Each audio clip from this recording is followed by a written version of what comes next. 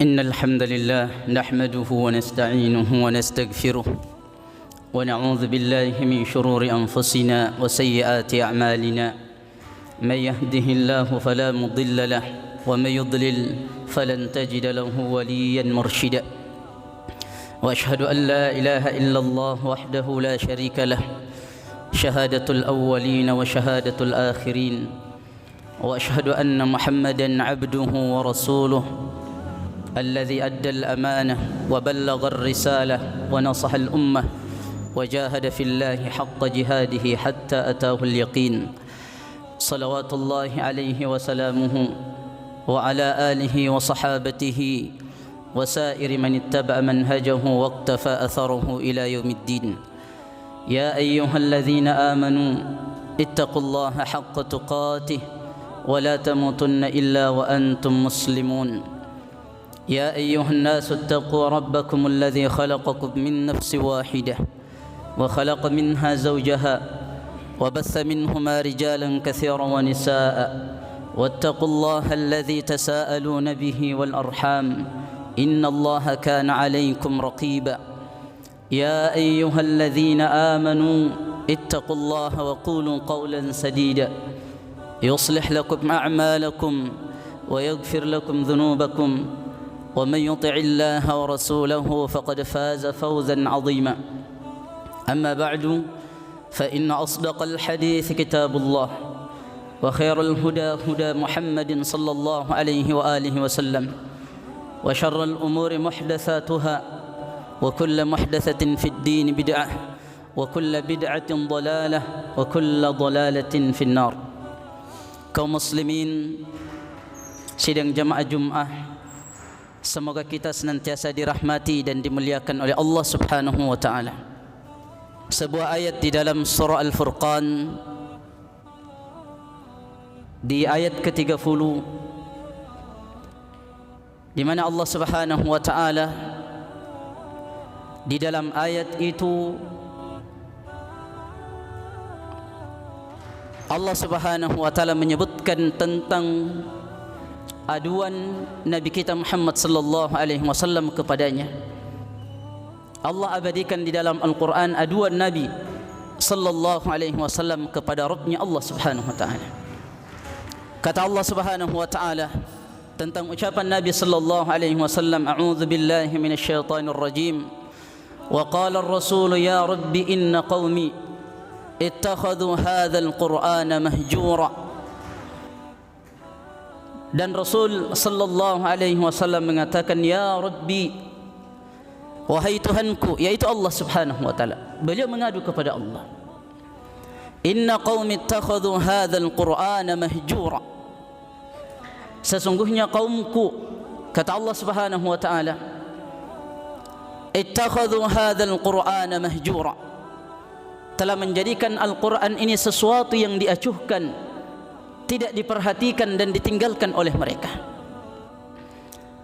Karena sebagaimana kita tahu para jamaah sekalian, bahwa Nabi sallallahu alaihi wasallam ketika mendakwakan Al-Qur'an ini yang merupakan wahyu dari Allah Subhanahu wa taala kepada penduduk Mekah pada waktu itu, maka tuduhan-tuduhan manusia pada waktu itu terhadap Al-Qur'an sangatlah banyak. Di antara mereka ada yang mengatakan bahwa Al-Quran itu adalah sihrun, adalah sihir. In hadza illa sihrun mubin. Di antaranya lagi ada yang menuduh Al-Quran bahwa dia adalah syair. Dan berbagai macam tuduhan-tuduhan mereka terhadap Al-Quran. Mereka meninggalkan Al-Quran, mereka tidak mau beriman dengan Al-Quran. Padahal apa yang Nabi sallallahu alaihi wasallam yang sampaikan kepada mereka, yaitu Al-Qur'an, adalah di sanalah letak kemuliaan mereka. Kemuliaan seluruhnya para jamaah sekalian ada pada Al-Qur'an. Dalam surah Al-Anbiya juz 17 Allah Subhanahu wa taala mengatakan, laqad anzalna ilaikum kitaban fihi dzikrukum. Dan kami telah menurunkan kitaban, adalah Al-Quran, kitab. Di dalamnya terdapat kemuliaan kalian, kemuliaan di dunia dan kemuliaan di akhirat. Afala ta'qilun? Apakah kalian tidak berfikir? Apakah kalian tidak memahami tentang hal itu? Allah Subhanahu wa taala meletakkan kemuliaan kita para jamaah sekalian di dalam Al-Qur'an. Bahkan Allah Subhanahu wa taala berikan nama lain dari Al-Qur'an adalah Nur. Kata Allah Subhanahu wa taala, ya ayyuhan nas qad ja'akum burhanun min rabbikum wa anzalna ilaikum nuran mubina. Wahai sekalian manusia, telah datang kepada kalian bukti-bukti yang nyata kebenaran dari Allah Subhanahu wa taala. Wa anzalna ilaikum nuran mubina. Dan Allah telah menurunkan untuk kalian nuran, cahaya. Jika saja di dunia ini Allah akan memberikan cahaya lewat Al-Quran orang-orang yang akrab dengan Al-Quran, maka Al-Quran juga akan menjadi cahaya di alam kubur kita yang pada waktu itu sangat-sangat kita butuhkan cahaya. Tapi mustahil cahaya ini para jamaah sekalian Allah akan berikan kepada kita saat kita bersendirian di dalam kegelapan, kepanasan di alam kubur, jika kita acuh terhadap Al-Quran di dunia ini. Nah, Nabi sallallahu alaihi wasallam sedih ketika mengajak manusia penduduk Mekah pada waktu itu agar beriman dengan Al-Quran, lalu mereka acuh. Bahkan para pembesar-pembesarnya, tokoh-tokohnya mengajak orang-orang yang lemah agar tidak mendengarkan Al-Quran ini. Wa qala alladhina kafaru la tasma'u li hadzal Qur'an walghaw fihi la'allakum taghlibun. Mereka mengajak orang-orang agar tidak mendengarkan Al-Quran, karena jauhnya orang-orang Islam dari Al-Quran akan menjadi sebab kekalahan mereka dari orang-orang kufar. Nah, ini yang dikhawatirkan oleh orang-orang kafir. Saat umat Islam secara keseluruhan kembali kepada Al-Quran, lalu kemudian mereka akan dikalahkan dan Islam akan menjadi jaya kembali.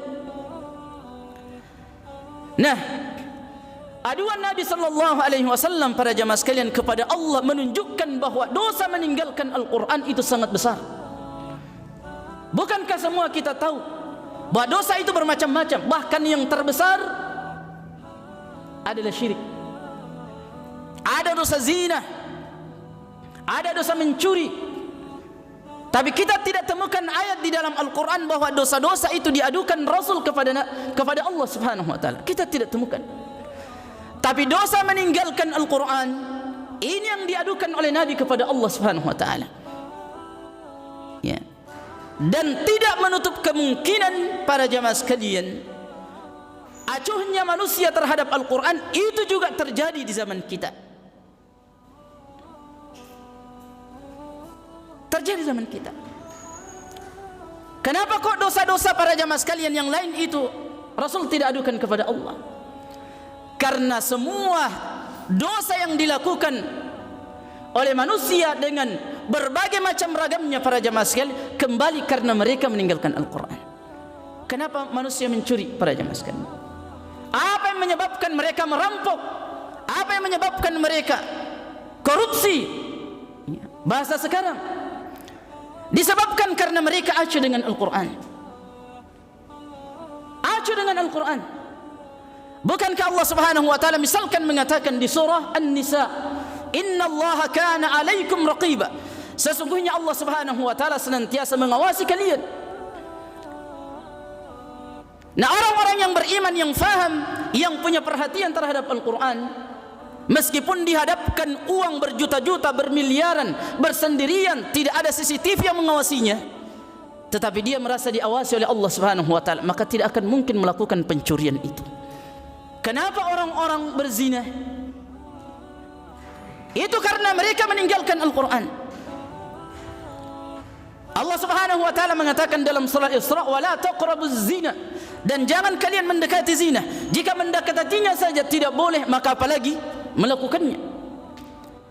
Tapi karena sifat acuh kita lah terhadap Al-Quran, maka ini yang menyebabkan banyaknya orang hari ini yang terjerumus dalam zina, ya'adzan billah. Bahkan syirik. Kenapa orang-orang mempercayai jimat? Kenapa orang-orang mempercayai dukun? Kenapa orang menyembah ini, menyembah pohon, menyembah batu, menyembah makhluk hidup? Semua disebabkan karena mereka meninggalkan Al-Quran, tidak ada yang lain. Dan sekarang itu seperti itu. Banyak orang muslim yang telah Allah berikan umur yang panjang tetapi tidak tahu membaca Al-Quran. Lalu bagaimana dia bisa membedakan yang halal, yang haram, ini yang dilarang oleh Allah, ini yang diperintahkan, kalau mereka tidak tahu, membaca saja tidak tahu? Nah, sikap yang seperti inilah termasuk orang-orang yang menghajar, yang acuh, yang cuek, yang tidak mau perhatian dengan Al-Quran. Makanya lihat para jamaah sekalian, Al-Quran sekarang itu seolah menjadi bacaan yang sangat ditirikan. Dia hanya kita dengarkan saat-saat kemudian kita salat seperti ini. Tapi saat di kantor kita jarang kita memutar aplikasi yang ada dalam HP kita untuk menenangkan jiwa kita. Tetapi yang kebanyakan adalah kalimat-kalimat syaitan yang sedikit pun tidak memberikan kebahagiaan dalam hati kita. Oleh sebab itu para jamaah sekalian, karena besarnya dosa meninggalkan Al-Quran, cuek terhadap Al-Quran, acuh terhadap Al-Quran, maka inilah yang membuat Nabi sedih dan dia adukan kepada Allah Subhanahu wa taala. Dan kita berharap semoga Allah Subhanahu wa taala tidak menjadikan kita sebagai kaum yang diadukan oleh Nabi sallallahu alaihi wasallam sebagai orang-orang yang acuh dan cuek serta meninggalkan Al-Quran itu. Barakallahu li wa lakum fil Qur'anil azim wa nafa'ni wa iyyakum bima fihi minal ayati wa dzikril hakim. وتقبل الله مني ومنكم تلاوته إنه هو الغفور الرحيم. الحمد لله رب العالمين والعاقبة للمتقين ولا عدوان إلا على الظالمين وأشهد أن لا إله إلا الله وحده لا شريك له وأشهد أن محمدا عبده ورسوله. Kaum muslimin sedang jamaah Jumat, semoga Allah Subhanahu wa taala senantiasa menjaga dan melindungi kita. Di akhir surah Thaha, Allah Subhanahu wa taala memberikan kesimpulan tentang kehidupan kita ini. Kata Allah Subhanahu wa taala, "Faman ittaba'a hudaya fala yadhillu wa la yashqa." Dan barang siapa yang mengikuti petunjukku, yaitu mengikuti apa-apa yang para nabi dan rasul Allah Subhanahu wa taala sampaikan kepada mereka berupa kebenaran termasuk Al-Qur'an.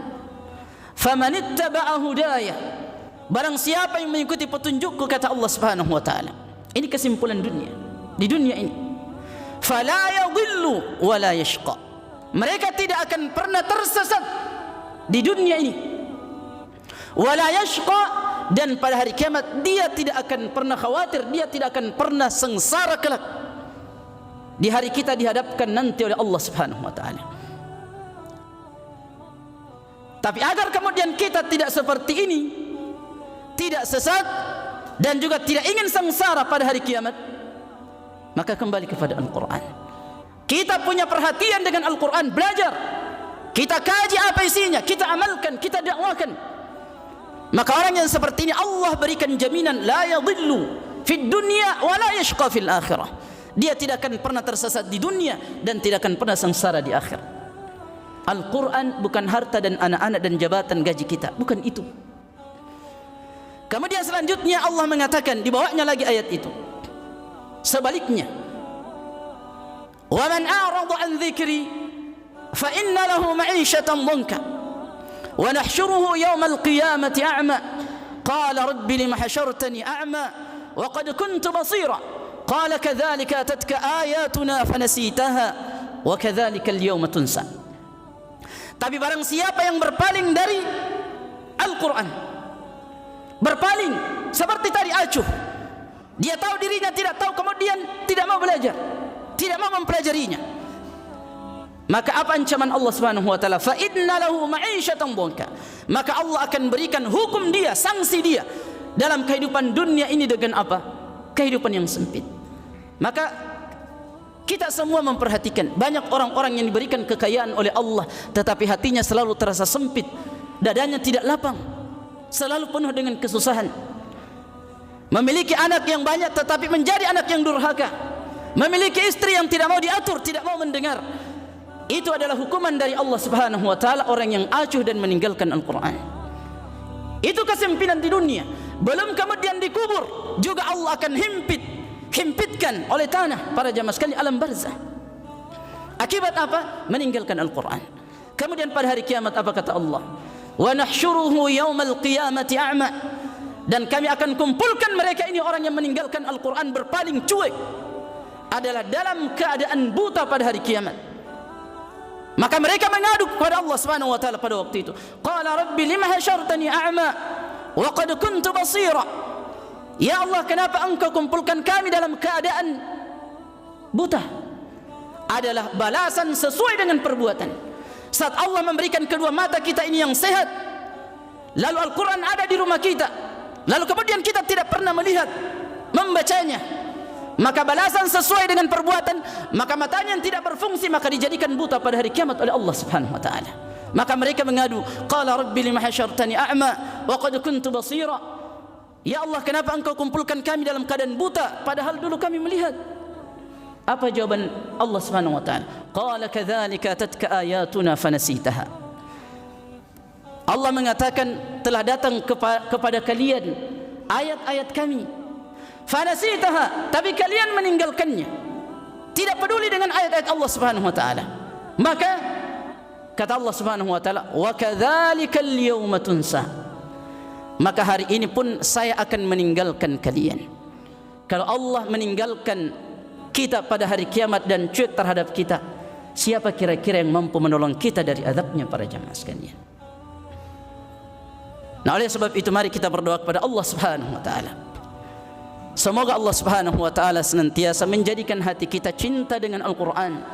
Allah Subhanahu wa taala memberikan kita taufik untuk mau mempelajari ayat-ayat Allah Subhanahu wa taala, agar mudah-mudahan kita bisa meraih kebahagiaan di dunia dan juga kelak kebahagiaan di hari pertemuan kita dengan Allah Subhanahu wa taala. Allahumma aslih lana dinana alladhi huwa ismatu amrina, wa aslih lana dunyana allati fiha ma'ashuna, wa aslih lana akhiratana allati ilayha ma'aduna, waj'al al-hayata ziyadatan lana fi kulli khair wal mauta rahatan lana min kulli shar. Allahumma rabbana la taj'al musibatana fi dinina wa la taj'al ad-dunya akbar hammina wa la mablagha ilmina ولا تسلط علينا من لا يخافك فينا ولا يرحمنا برحمتك يا أرحم الراحمين. اللهم ربنا ظلمنا أنفسنا وإن لم تغفر لنا وترحمنا لنكونن من الخاسرين. اللهم ربنا لا تزغ قلوبنا بعد إذ هديتنا وهب لنا من لدنك رحمة إنك أنت الوهاب. اللهم ربنا آتنا في الدنيا حسنة وفي الآخرة حسنة وقنا عذاب النار. سبحان ربك رب العزة عما يصفون وسلام على المرسلين والحمد لله رب العالمين.